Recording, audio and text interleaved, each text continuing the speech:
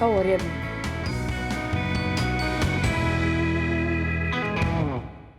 تاني انا عايش اهلا بيكم في تلسكوب. انا عايشه غالي وانا احمد الهريدي وانا انجي بالصوت. انتوا مش عارفين ان كاس الامم بيتلعب ولا ايه؟ صحيح. مصر مش فيها؟ لا يا عيشه، مصر لا، مصر لا، مصر لا فعلا. مصر ما دخلتش كاس الامم الافريقيه للمره الثالثه على التوالي للاسف، ولكن الحياه مش كلها كوره. مصر كسبت بطوله الابطال في السكواش للمره الثالثه على التوالي في الرجال والمره الاولى في السيدات. اخيرا قلتها صح يا ولاد اللذينه. واللي كسب الرجال محمد الشربجي، واللي كسبت السيدات رنيم الوليلي، والاتنين اسكندرانيه على فكره. فوز شامب، فوز شامب. ماشي قوي صح. انجي بصي له، لازم تبصي له جنب كده، ما ينفعش تعديها له، هو لازم يتبص له، يعني ما ينفعش اكون قاعده جنبه وهو بيعمل وحشه قوي. ومش بس كده، الفراعنه رافعين راسنا في كاس العالم للهاندبول في قطر، فيا ريت نشجعهم سواء كسبوا او خسروا. ويا جماعه في مصر الرياضه مش بس كره قدم. ومناسبه الكلام عن الفراعنه، دقن توت عنخ امون وقعت ولزقوها بامير. مش بامير. بامير. لا بس انا معلش انا ليا راي تاني خالص في الحوار ده، ليا راي تاني تماما، معلش انا اسف. دلوقتي واحد شغال في متحف، تمام، هو بينظف يا عيني البتاع، دقن توت عنخ امون لا مؤاخذه ايه اتكسرت، فهو مديره قال له اللي انت عملته يا محمد ايه ده؟ انت هتعمل ايه بقى؟ قال له بقول لك ايه، ما تجيبناش مصيبه، انت مش هتروح النهارده غير لما تلزق التمثال ده.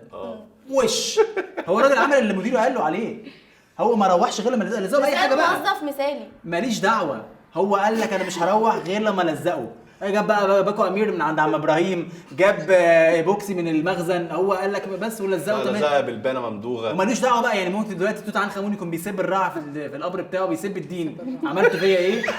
ولكن والله اسمع بس والله، ولكن الراجل عمل اللي عليه في اخر end of the day بالانجليزي، هو ما روحش بيته غير لما عمل اللي عليه وادى واجبه كموظف. هو قريبك؟ لا بس انا بقى لازم اشغل دماغي في الحاجات دي، مش اي كل خبر المصريين ننساق وراه زي كل الاخبار اللي بتنزل على النت وعلى الفيس. يعني برضو جبت موضوع الفيس. احنا من هنا من تلسكوب بالنادي بنناشد ان من وزاره الاثار انها تدي الموظف ده لقب الموظف المثالي وعلاوه وبقلاوه.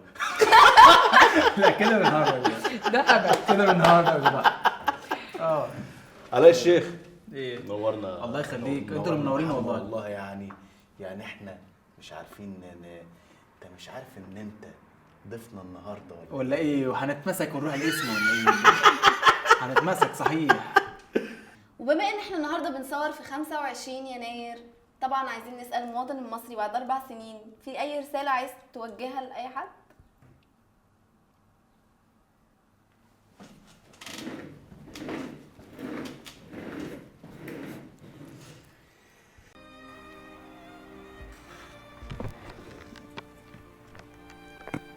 مين بيسعى على الثورة يا جماعة؟ تعال قرب اقولك فين الثورة، بس ما تزعلش. تعال قرب اقولك الثورة حجبت. ما سمعتش؟ الثورة حجبت وقعدت في البيت واتجوزت وهتجيب عيال. شوف ازاي اتجوزت وهتجيب عيال، عقبال عندك وعقبال عيالك واحفادك وعقبال البكاري وعقبال البرتقال.